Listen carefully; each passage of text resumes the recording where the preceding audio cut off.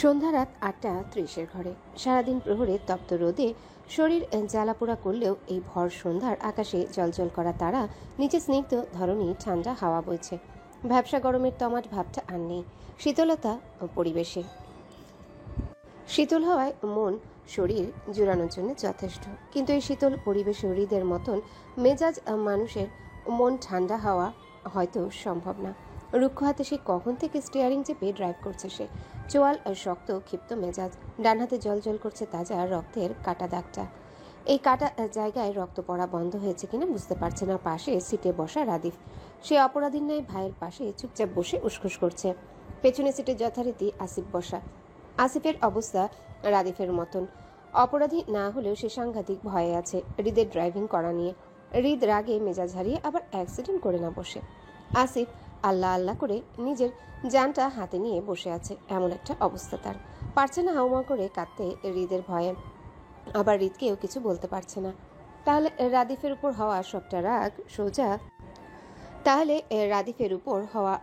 রাগ সোজা আসিফের উপর দিয়ে চলে যাবে।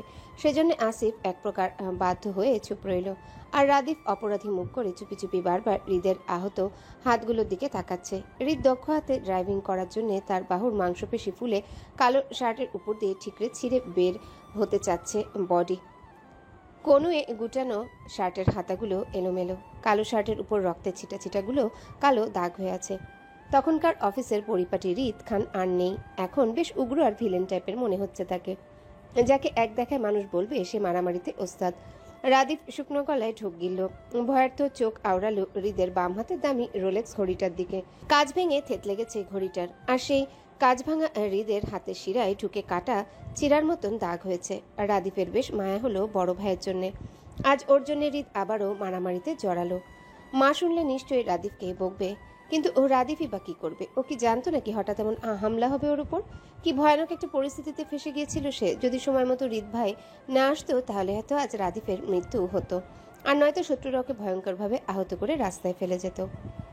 এমনিতেও হৃদের আসার আগে লোকগুলোর সাথে ধস্তাধস্তি করে পালাতে চেয়ে বেশ আঘাত পেয়েছে সে। গুন্ডা লোকগুলো সংখ্যায় বেশ ছিল, প্রায় 20-25-এর মতন হবে। এতগুলো লোকের সাথে সে আর ড্রাইভার একা পেরে উঠবে না বলেই পালাতে গিয়ে তারাও আহত হলো। রাদিফের তো গায়ে হলুদের পাঞ্জাবিটা জায়গায় জায়গায় ছিঁড়ে রক্তের দাগ লেগে আছে। সাথে রাদিফের কপালে, গালে, গলা, হাতে, বুকে, পেটে প্রায় অনেক জায়গায় কাটাছিঁড়ার দাগ হয়েছে। রাদিফ অপরাধীর ন্যায় ভারী নিঃশ্বাস ফেলল।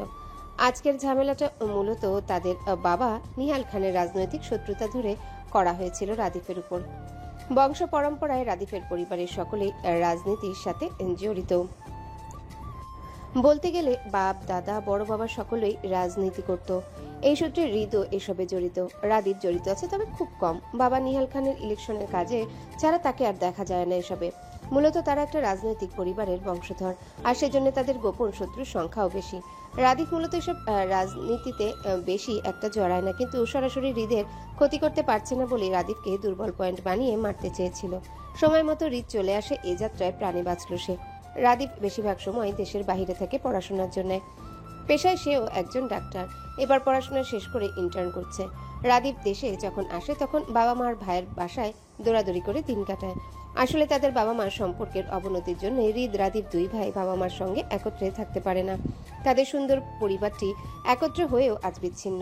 রাদিফ হতাশার ভারী শ্বাস ফেলে হৃদকে উদ্দেশ্য করে অপরাধীর গলায় শুধালো, ভাই, তোমার কাটা হাত থেকে এখনো রক্ত পড়ছে, ব্যান্ডেজ করা দরকার। তুমি গাড়িটা আসিফকে চালাতে দাও, আমি তোমার হাতে ব্যান্ডেজটা করে দেই।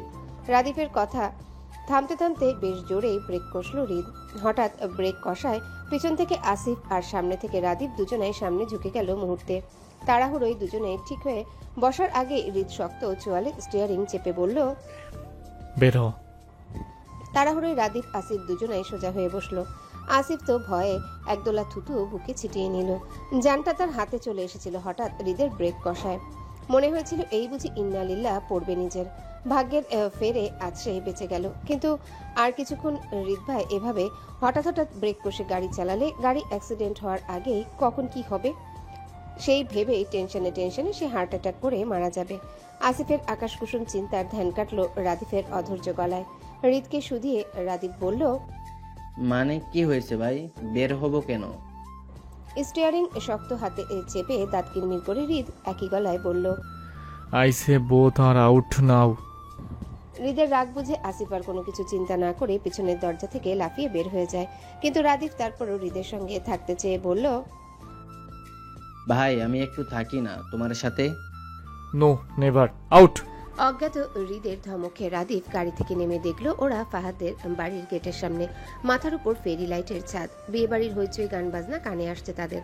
আসিফ রাদীপ একে অপরের মুখ চাওয়াচাই করে হৃদকে এক পলক দেখে এগুলো বাড়ির ভেতরের দিকে। হৃদ তখনও জেদ ধরে গাড়িতে বসে অপেক্ষা করলো নিজের রাগ কমার। গরম মেজাজ নিয়ে বাড়িতে প্রবেশ করলে আরও মেজাজ খারাপ হবে তার, এত মানুষের ভিড় দেখে।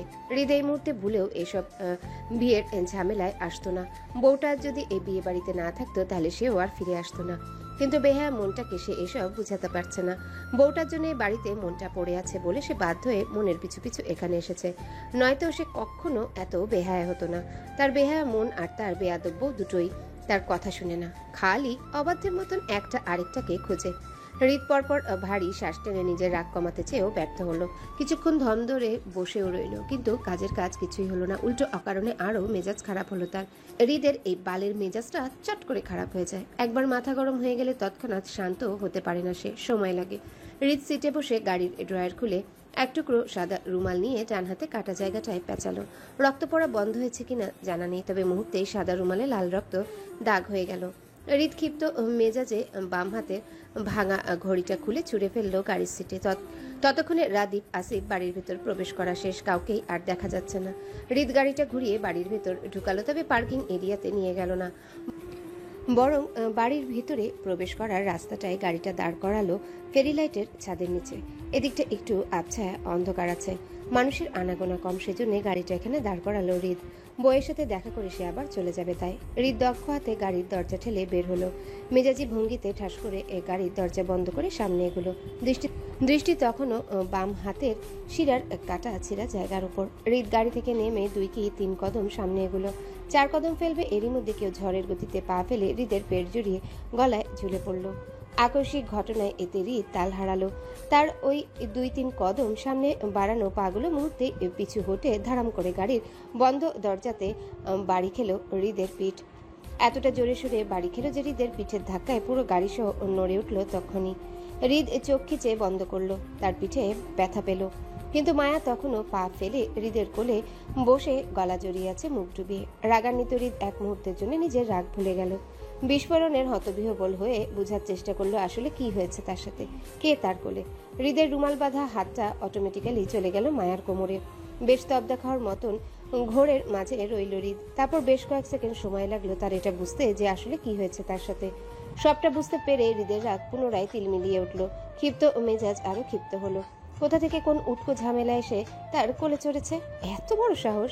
হৃদের ক্ষিপ্ত হাত তখনই চালান হলো মায়ার হাতে। শক্ত হাতে মায়াকে কোল থেকে সরাতে চাইলে মায়া মুহূর্তে হৃদের সেই হাতটা ঝাড়া দিয়ে ফেলতে ফেলতে শব্দ করে নাকচ করল। হৃদের হাত থামে, থমকে যাওয়ার ভঙ্গিতে তার বুক কেঁপে ওঠে বউয়ের উপস্থিতি বুঝে। শক্ত হাতটা মুহূর্তেই নরম হয়, তিলমিলিয়ে ওঠা রাগটা পানি পানি হয়। ঘর থেকে বেরিয়ে এবার বেকুব বনে গেল। তার বউ যে এই অসময়ে তার বুকে হামলা করে চড়বে সেটা হৃদের খুনাক করেও ধারণাতে ছিল না। হৃদের পিঠ শিরশির ব্যথা করছে, গাড়ির বন্ধ দরজার সঙ্গে বাড়ি খেয়েছে ভালোই জোরে। সেই পিঠ ব্যথা নিয়ে মায়াকে দুহাতে জড়িয়ে নিল। এই প্রথম হৃদের মায়াকে জড়িয়ে ধরা, তাও এতটা কাছ থেকে। মায়ের ক্ষেত্রেও হয়তো তাই। দুজনকেই প্রথম আলিঙ্গন করলো। হৃদের বেয়াদব মন্ত বউয়ের পাল্লায় পড়ে বুকের ভেতরে লাফিয়ে বেড়াচ্ছে নেচে কুদে। খুশিতে কখনো না জানি লাফ দিয়ে বুক থেকে বেরিয়ে পড়ে। হৃদ মায়ার কোমর চেপে ঝাঁকে আরো উপরে তুলে বুকে চেপে ধরল। কোল থেকে মায়ার পা পিছলে যাচ্ছে বলেই হৃদ দুহাতে মায়াকে জড়িয়ে ধরে মায়ার ভর নিজের বলিষ্ঠ হাতে নিল। মায়া তখনও দুহাতে হৃদের গলা জড়িয়ে গলায় মুখ ডুবিয়ে বসে। সারা শব্দ দুজনার কারণেই, অনুভবে দুজনাই নিশ্চুপ। হৃদের একটা হাত মায়ার কোমরে তো অন্যটা সোজা চলে গেল মায়ার খোপা করা চুলের মুঠিতে। হৃদ মায়ার খোপা করা চুল মুষ্টিবদ্ধ করে পিছনে টানলো। মায়াকে নিজের মুখোমুখি করতে মায়া চুলের ব্যথায় নাক মুখ কুঁচকে চোখ বন্ধ করে রইল। তারপরও উফ শব্দ করল না। হৃদ মায়ার মুখের উপর ঝুঁকে তার অশান্ত চোখ আউড়িয়ে তাকালো মায়ার বন্ধ দু চোখের কম্পিত পাতার দিকে। তারপর চোখ ঘোরালো ও মায়ার গালে পড়া 2 গাছি চুলের দিকে, তারপর নাক, এরপর মায়ার টকটকে লাল কম্পিত ঠোঁটের দিকে। সেই অশান্ত দৃষ্টি পরপর ঘুরে চলল মায়ার ধুতি বেয়ে খালি গলার দিকে, এরপর আরও একটু নিচে। মায়ের গায়ের বাসন্তী রঙা শাড়িটার সাথে যেন মায়ের গায়ের রংটাও মিলে গিয়ে জলজল করে উঠল হৃদের চোখে। হৃদ অনুভূতি শূন্য চোখে আবারও মায়ের গলা থেকে দৃষ্টি ঘোরালো মায়ার টকটকে লাল ঠোঁটের দিকে, তারপর কম্পিত চোখের পাতার দিকে।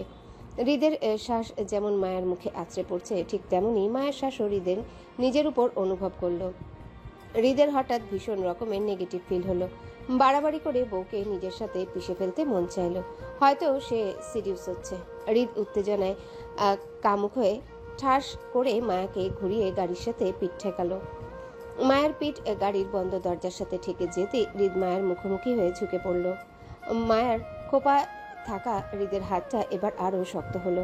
মায়ের খোপায় দেওয়া গাঁদা ফুলের মালা হৃদ শক্ত হাতে টেনে ছিঁড়ে ফেলতে ফেলতে রাগে দাঁত পিষে বলে, হিজাব কই তোর? মায়া ব্যথা পেল। তারপরও মুখে উফ শব্দ বের হলো না, বরং সেভাবেই পড়ে রইল হৃদের গলা জড়িয়ে গাড়িতে পিঠ থেকে। হৃদের গাঁদা ফুলের মালাটা ছিঁড়তে গিয়ে মায়ের চুলসহ খোপা খুলে যায়।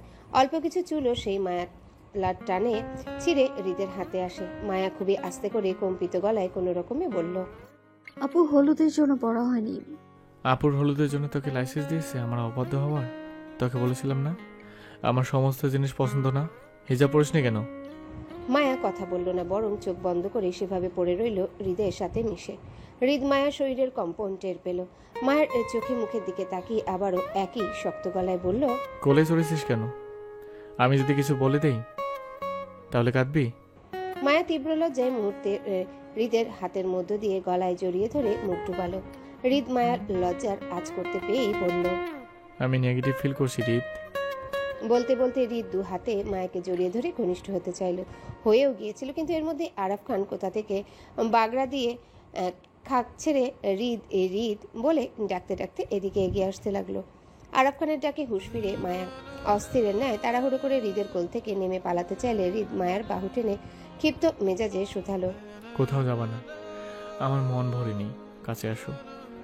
আবারও একইভাবে আরাফ খানের খাকছাড়া ডাকে মায়া ভয়ে উত্তেজিত হয়ে ছটফটে হৃদের হাত থেকে নিজের বাহু ছাড়াতে চেয়ে অস্থির হয়ে বলল, প্লিজ ছাড়ুন, দাদাভাই এইদিকেই আসছে, আসুক। প্লিজ। না। আরাফ খানকে নিকটে আসতে দেখে মায়া ভয়ে হিতাহিত জ্ঞান হারিয়ে হৃদকে ধাক্কা দিয়ে নিজেকে ছাড়িয়ে অন্য পথে দৌড়ালো। হৃদের তখনকার মায়ার খোপা ফুল ছিঁড়ে দেওয়ায় মায়ের হাঁটু সমান চুলগুলো দৌড়ের তালে দোল খেল। হৃদ ক্ষিপ্ত মেজাজে পেছন থেকে মায়ার দৌড়ে চলে যাওয়া দেখলো। বউটা তার ঝড়ের গতিতে এসে হৃদকে এলোমেলো করে দিয়ে আবারও হাওয়ার বেগে পালিয়ে গেল। হৃদের ক্ষিপ্ত মেজাজ আরও ক্ষিপ্ত হলো যখন আরাফ খান ডাকতে ডাকতে হৃদের নিকট এসে দাঁড়ালো। আরাফ খান কিছু বলবে তার আগে হৃদ রাগে কটমট করে বলল, তোমার টাইমিং সেন্স বড্ড খারাপ দাদা ভাই, I just hate that. Araf Khan হৃদের খোঁজে এগিয়ে এসেছিল রাদিফের সম্পর্কে জিজ্ঞাসা করতে, রাদিফের উপর কারা হামলা করেছিল সেটা জানতে। আসিফ বলেছিল হৃদ গেটের সামনে গাড়িতে বসা, সেজন্য তিনি এগিয়ে এসেছিল এদিকটায়। হৃদকেও খুঁজে পেল, কিন্তু হৃদ ওনার টাইমিং সেন্স নিয়ে কথা বলার মানেটা তিনি বুঝলেন না। সেজন্য তিনি অবুঝ গলায় হৃদকে শুধিয়ে জানতে চাইল, আমার টাইমিং সেন্স খারাপ মানে কি করছি আমি? হৃদ দাঁত পিষে বলল, অনেক কিছুই করেছে, আমার পার্সোনাল মুভমেন্টে বাগড়া দিয়েছে। ইউ ডিস্টার্ব মি দাদা ভাই। হৃদের কথায় কেমন বেকুব বনে গেল আরাফ খান। তার পর মুহূর্তে নাক মুখ কুচকাল। উনি হৃদের পার্সোনাল মোমেন্টে কিভাবে ঢুকলো? হৃদ এমন ভাবে বলছে যেন হৃদ তার বউয়ের সাথে ছিল আর তিনি এসে তাদের রোম্যান্সের মধ্যে ঢুকে পড়েছেন। আরাফ খান অনেকটাই ব্যঙ্গ করে হৃদকে খোঁচা মেরে বলল, তোর আবার পার্সোনাল মোমেন্ট এমন ভাবে বলছিস যেন বউয়ের সাথে ছিলে এতক্ষণ। হ্যাঁ। হৃদের সোজাসাপটা কথায় তিনি আবারও বিশ্বাস করলো না হৃদকে, বরং ভ্রু উঁচু করে বলল, কি হ্যাঁ, আমারে মুরগি বানাস? না। তাহলে তোর বউ কোত্থেকে আসবে? হৃদ পাল্টা প্রশ্ন করে বলল, তোমার বউ কোথা থেকে আসলো? আমি তো বিয়ে করেছি। তাহলে আমিও করেছি। হৃদের কথায় যেন আরাফ খান বেশ মজা পেল। মুখে কাঁচা পাকা দাড়িতে হাত বুলিয়ে হৃদকে খোঁচা মেরে গর্ব করে বলল, তোর কি মনে হয় তুই আমাকে এত সহজে মুরগি বানাতে পারবি? পারবি না তো। আমার চুল কিন্তু এমনি পাকে নাই, বুঝলি? বেশ কটুক্তি করতে করতে পাকিয়েছি। আরাফ খানের গর্বিত গলার কথায় হৃদ কপাল কুঁচকে ওনার মুখের দিকে তাকিয়ে দুহাত পকেটে গুজে স্ট্রংলি দাঁড়াতে দাঁড়াতে বলল, তোমার বুদ্ধির লেভেল সত্যিই অসাধারণ দাদাভাই, প্রশংসা না করলেই নয়। সেই জন্য তোমাকে আমার কষ্ট করে আর মুরগি বানাতে হবে না, তুমি নিজেই মুরগি হয়ে বসে আছো। হৃদের খোঁচা মারা কথায় থমথমে খেয়ে গেলেন তিনি। আরাফ খান প্রতিবার হৃদকে বিরক্ত করে মজা পায় বলেই তিনি সবসময় হৃদের পথ আটকে দাঁড়ায়। হৃদও বিরক্ত হয়, এই জন্য ওনার আনন্দ হওয়াটা বেশ থাকে। কিন্তু আজ তিনি হৃদকে বিরক্ত করতে গিয়ে যেন নিজেই হেনস্থা হচ্ছে। উনি হৃদের কাছে জানতে চেয়ে বলল, তাহলে তোর বউটা কে শুনি? এই বিয়ে বাড়িতে সবচেয়ে সুন্দর নারীটি আমার বউ। সরো। হৃদের কথায় তৎক্ষণাৎ আরাফ খান আহাজারি করে বলতে লাগলো। সর্বনাশ! হৃদ, তুই কি আমার বউয়ের উপর নজর দিচ্ছিস? হৃদ আরাফ খানের কথায় বিরক্তি গলা ছেড়ে বলল, তোমার অমন বুড়ি বউয়ের প্রতি নট ইন্টারেস্ট দাদাভাই, তোমার থেকে সুন্দর বউ আমার আছে। এবার সরো, বউয়ের কাছে যাবো। হৃদ আরাফ খানকে পাশ কাটিয়ে যেতে চাইলে তিনি আবারও তাড়াহুড়োয় হাতের লাঠিটা উঠিয়ে হৃদকে বাধা দিতে দিতে বলল, আরে শোন না, যাস কই? কথাটা শুনে যাবি নাকি? পারবো না, সরো। আরে শোন না, এমন করছিস কেন? দাদাভাই, আমি বিরক্ত হচ্ছি। আরে বাহ, সাবাস, কাজের কাজ করছিস একটা। তুই আরো বিরক্ত হো, আমি দেখি। তুই বিরক্ত সহস বলেই তো আমি আসি তোর কাছে, নয়তো কি আসতাম বল? হৃদ রাগে এবার সত্যি সত্যি আরাফ খানকে পাশ কাটিয়ে চলে গেল। আরাফ খান হাসতে হাসতে হৃদের চলে যাওয়া দেখলো আর ভাবলো, কিছুক্ষণ আগেও তিনি বুক ব্যথার কত নাটক করলো। আয়ানকে নিজের কাছে আটকে রাখলো, হেনা খানকে ব্যস্ত রাখলো। মূলত তিনি সবার প্রথমেই জানতে পেরেছিল রাদীপ ঝামেলায় পড়েছে। বিষয়টা হেনা খানের কানে যাওয়ার আগে তিনি এই নাটক করলো যাতে হেনা খান ওনাকে নিয়ে ব্যস্ত থাকেন। উনি আসিফকে দিয়ে হৃদকে খবর পাঠিয়েছিল রাদীপের উপর হামলা হওয়ার বিষয়ে। হৃদ নিজের ভাইকে বাঁচিয়ে নিবে সেটা উনি জানতো, হয়েছিল তাই। তবে ওনার বউ আর মেয়েদের চিল্লাচিল্লিতে যেন বিয়ে বাড়ির আনন্দ নষ্ট না হয় সেজন্য তিনি কৌশলে বুক ব্যথার নাটকটা করলো। কিন্তু হৃদকে বিরক্ত করতে ওনার বরাবরই আনন্দ লাগে, মজা পায়। বাড়িতে ওনার কথায় হৃদ ছাড়া আর কেউ বিরক্ত হয় না বলেই তিনি বারবার হৃদের কাছে আসেন। কিন্তু তিনি এবার বেশ কয়েকদিন ধরে লক্ষ্য করছে হৃদ কেমন বউ বউ করছে কথায় কথায়। আসলে হৃদের বউ আছে নাকি হৃদ মিথ্যা বলে বেড়াচ্ছে বিষয়টা বুঝতে পারছেন না তিনি। হৃদ মিথ্যা বলে না সেটা তিনি জানেন, কিন্তু হৃদের মতন ঠেটা মানুষ গোপনে বিয়ে করেছে সেটাও বিশ্বাস হচ্ছে না ওনার। উনি কি শশীকে একবার জিজ্ঞাসা করে দেখবে দুজন আসলে বিয়ে করে নিয়েছে কিনা? আজ বাতাসের তোরে শুধু প্রেমময় গন্ধটাই ভাসলো, দৃষ্টিতে দৃষ্টির মিলন। হৃদ ধূপধাপ পায়ে ছাদে উঠতে উঠতে নীরব চোখ ঘুরিয়ে মায়ার সন্ধান করলো। এত ভিড়ের মানুষের মাঝে মায়াকে আশেপাশে কোথাও দেখতে না পেয়ে কপাল কুঁচকালো। সে ফ্রেশ হয়ে এসেছে মাত্র, তবে গায়ের পোশাকটা পাল্টায়নি। বউটা চলে গেল, সেও চলে যাবে, কিন্তু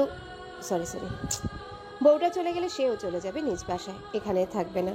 হৃদ কপাল কুচকে ছাদের এক কোনায় সফট ড্রিঙ্কের এরিয়াতে গিয়ে দাঁড়ালো। ওয়েটারের থেকে লেমন জুসের গ্লাসটা হাতে নিয়ে আবারও চারিদিকে অনুসন্ধানে চোখ ঘুরালো, গ্লাসে চুমুক দিতে দিতে। হৃদের অপেক্ষার প্রহর কাটিয়ে মায়াকে দেখা গেল বেশ কয়েক মিনিট পরে ছাদে সিঁড়ি বেয়ে শ্রেয়ার সাথে উপরে উঠছে। হৃদের খুলে দেওয়া তখনকার চুলগুলোতে মায়া আবারও খোপা করে সেখানে লাল টকটকে গোলাপ গুজেছে। দুহাতে গাঁদা ফুলের মালাটাও ঠিকঠাক দেখা যাচ্ছে। হৃদ বুঝলো বউ তার আবারও পরিপাটি হয়ে এসেছে। হৃদের নিভে যাওয়া খিদাটা আবারও জাগলো বউকে কাছে পাওয়ার। হাতের লেমন জুসের গ্লাসটায় চুমুক দিতে দিতে মায়ের দিকে কেবল শান্ত দৃষ্টিতে তাকিয়ে রইল। মায়া শ্রেয়ার পিছন পিছন স্টেজের দিকে হাঁটতে হাঁটতে ঘাড় বেঁকে হৃদের দিকে তাকাতেই মুহূর্তে চোখাচোখি হলো দুজনার। লজ্জায় মায়া নুয়ে পড়ল। তৎক্ষণাৎ নত মস্তিষ্ক হয়ে চোখ মুখ খিচে বন্ধ করে নিল হৃদের সাথে চোখাচোখি হয়ে যাওয়াতে। উফ, কি লজ্জা! লজ্জায় আড়ষ্ট হওয়া মায়া নিজের শাড়ির আঁচলে আঙ্গুল পেঁচাতে পেঁচাতে শ্রেয়ার পিছনে হেঁটে আবারও ঘাড় বেঁকে তাকালো হৃদের দিকে। পুনরায় হৃদের শান্ত চোখে চোখ মিলাতে মায়া আবারও সে একই কাজ করলো। এবার মায়া সরাসরি তাকালো না বারবার হৃদের সাথে চোখাচোখি হয়ে যাওয়াতে, বরং মায়ার আর চোখে হৃদকে দেখে হাঁটতে লাগলো। হঠাৎই আকস্মিক ধাক্কা খায় শ্রেয়ার পিঠের সাথে। মায়ার নাক শ্রেয়ার মাথায় ঢুকে যেতেই হকচকে নাকে হাত ঘষে মায়া। এতক্ষণ মায়া অন্যমনস্ক হয়ে হাঁটায়, হঠাৎ শ্রেয়ার দাঁড়িয়ে যাওয়াটা লক্ষ্য করেনিও। হৃদের সামনে এমন কাণ্ড ঘটায় মায়া লজ্জায় পড়ল। এক হাতে নাক ঘষতে ঘষতে শ্রেয়ার দিকে তাকাতে শ্রেয়াও পিছনে ফিরে মায়াকে কপট গলায় বলল, কি রে বই, দিনে দুপুরে প্রতিবন্ধীদের মতো ধাক্কা খাচ্ছিস কেন? কোনো সমস্যা? মায়া মাথা নাড়িয়ে না বুঝালো ওর কোনো সমস্যা নেই। অবুঝ শ্রেয়া বুঝলো না মায়ার মতিগতি, বরং স্বাভাবিকের ন্যায় মায়ের বাহু টেনে কাজ জড়িয়ে পাশাপাশি হাঁটতে হাঁটতে বলল, পেছনে হাঁটছিস কেন? চল আমার সাথে। মায়াকে নিয়ে শ্রেয়া স্টেজের একপাশে কোনায় দাঁড়ালো। সামনে স্টেজে একদল ছেলে মেয়ে গ্রুপ ডান্স করছে। শ্রেয়া হাতে তালি দিতে দিতে হইচই করে সেই ডান্স এনজয় করছে। মায়াও হাত মিলাচ্ছে, তবে সে উৎফুল্ল নয়, বরং ভীষণ অমনোযোগী। সকল মনোযোগ এই মুহূর্তে ছাদের অপর কোনায় দাঁড়িয়ে থাকা হৃদের দিকে। হৃদের অবস্থাও সেম, হাতের গ্লাসটায় চুমুক দিচ্ছে আর মায়ার দিকে সেই কখন থেকেই শান্ত দৃষ্টিতে তাকিয়ে আছে। মায়া যতবার হৃদের দিকে চোখ তুলে তাকাচ্ছে ততবারই দৃষ্টিতে দৃষ্টির মিল ঘটছে, আর মায়া লজ্জা পাচ্ছে।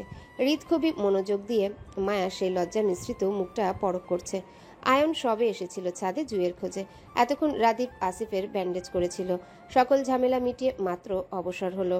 জুয়ের সাথে তার দেখা করার কথা ছিল সেই সন্ধ্যার দিকে, অথচ এখন রাত 9টা বাজতে চলল, এখনও সে দেখা করতে পারেনি। এর মাঝে আয়ন ছাদে ওঠার সময় নিচে আরিফকে দেখেছিল ড্রাইভারকে বলতে তাদের যাওয়ার গাড়িগুলো বের করতে, হয়তো এখন চলেও যাবে তারা। যাওয়ার আগে জুয়ের সাথে একটু দেখা করা দরকার আয়নের। আয়ন কপালের এক পাশ চুলকে জুয়ের খোঁজ করতে গিয়ে দেখলো সেজুতির পাশে জুই দাঁড়িয়ে ডান্স এনজয় করছে। আয়ন সেদিকে এগোতে গিয়েও এগোলো না। আশেপাশে মানুষের ভিড় বেশি। এই মুহূর্তে জুইকে ডেকে দেখা করাটা ভালো দেখাবে না বলে আয়ন মত বদলালো। ফিরে আসতে চেয়ে চোখ পড়লো মায়ার দিকে। আয়ন হালকা কপাল কুঁচকালো। মায়ার মতিগতি বুঝার জন্য তীক্ষ্ণ দৃষ্টিতে পরখ করলো মায়াকে। দেখা গেল মায়া অকারণে বারবার লজ্জায় সিটিয়ে যাচ্ছে, আবারও মিটমিট করে হেসে কোনায় তাকাচ্ছে। আয়ন মায়ার লজ্জার মিটিমিটি হাসির সুর ধরে চট করে বুঝে গেল আজ প্রকৃতিতে প্রেমের লক্ষণ। কিন্তু মায়ার এত প্রেম আর ভাবসাব কার সাথে? হৃদ কি জানে তার বউ প্রেমে পড়েছে অন্য কারো? যদি জানে তাহলে তাণ্ডব তো আজ একটা এখানে হয়েই যাবে নিশ্চিত। আয়ন মায়ার দৃষ্টি অনুসরণ করলো। কে জানে মায়া দয়া ছেড়ে হৃদ খানের বউয়ের দিকে নজর দিল সেটা দেখতে চাইলো। তারপর চট করে ঘাড় ঘুরিয়ে মায়ার দৃষ্টি অনুযায়ী ছাদের কোনায় তাকাতেই দেখলো হৃদ দাঁড়িয়ে লেমন জুসের গ্লাসটা নিয়ে। আয়ন মুহূর্তেই হেসে ফেললো। আগুন দুই দিক থেকেই লেগেছে তাহলে। সে এবার একটু কেরোসিন ঢেলে আগুনটা না হয় আরো বাড়িয়ে দিল। আয়ন স্টেজের দিকে না গিয়ে উল্টো পথে হৃদের কাছে গেল। হৃদের পাশাপাশি দাঁড়াতে দাঁড়াতে হেয়ালি করে বলল, কি রে ভাই, যেভাবে তাকিয়ে আছিস মনে হচ্ছে বউকে চোখ দিয়েই প্রেগনেন্ট করে ফেলবি। কোন নজর দিস কেন? চোখ সরা। হৃদ অনেকটা বিরক্তি নিয়ে আয়নের দিকে এক পলক তাকিয়ে আবারও চোখ ঘোরালো মায়ার উপর। আয়ন হৃদের দৃষ্টি অনুসরণ করে মায়াকে দেখলো সেও। তারপর পুনরায় হৃদের দিকে তাকালো। কিছু একটা ভাবতেই আয়নের মনে একটা প্রশ্ন জাগলো। মায়া কি হৃদের ব্যাপারে সব জেনে গেছে? কিন্তু কিভাবে? হৃদ কি সব বলে দিয়েছে? ভাবনাটা আয়নের মাথায় আসতেই চট করে হৃদকে প্রশ্ন করে জানতে চেয়ে বলল আয়ন, মায়া কি তোদের সম্পর্কে কথা জেনে গেছে হৃদ? হৃদ মায়ের দিকে দৃষ্টি স্থির রেখে আনমনা গলায় বলল, বুঝতে পারছো না তো? তবে মতিগতি তো তাই বলছে। কিছু বলেনি মায়া? না। তুই জানতে চেয়েছিলি? না। তাহলে? কিচ্ছু না। মায়াকে কিছু না জেনে তোর সাথে প্রেম করছে? হৃদ তৎক্ষণাৎ আয়নকে উত্তর না দিয়ে চট করে তাকালো আয়নের মুখের দিকে। ওরা প্রেম করছে মানে? হৃদ কৌতূহল নিয়ে জানতে চেয়ে আয়নকে বলল, আমরা প্রেম করছি।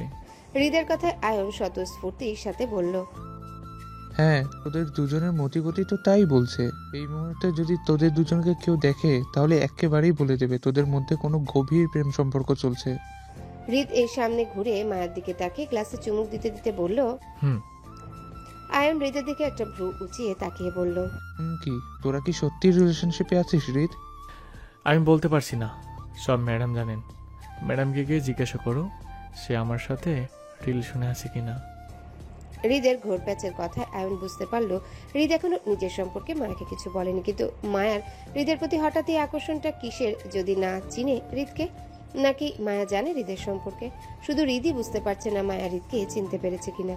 আচ্ছা, হৃদ যদি জানে মায়া তার স্বামীকে চিনতে পেরেছে তাহলে হৃদ কি করবে? ওইদিকে এই শশীকে নিয়েও হৃদের পরিবারে বিয়ের কথা হচ্ছে। আয়ন সেটা নিজ থেকে শুনে এসেছে। ফাহাদের বিয়েটা হয়ে গেলে হৃদ আর শশীর বিয়েতে হাত দিবেন হেনা খান। তাহলে মায়ার কি হবে? আয়নের মনে একটা প্রশ্ন জাগলো। সে কৌতূহলে হৃদকে প্রশ্ন করে বলে, যদি জানিস মায়া তোকে চিনতে পেরেছে তাহলে কি করবি? সংসার করবা? মানে তুই সংসার করবি? হ্যাঁ। যদি মায়া না মানে, তোর সাথে সম্পর্ক ভাঙতে চায় তাহলে যেতে দিবি? হ্যালো বন্ধুরা, পরবর্তী পার্ট খুব তাড়াতাড়ি আসবে, তো সবাই অপেক্ষায় থাকো। আর চ্যানেলটি যারা এখনো সাবস্ক্রাইব করোনি তারা পরবর্তী পার্ট দেখার জন্য চ্যানেলটি সাবস্ক্রাইব করে রেখো। ধন্যবাদ সবাইকে, আমাদের সাথেই থেকো।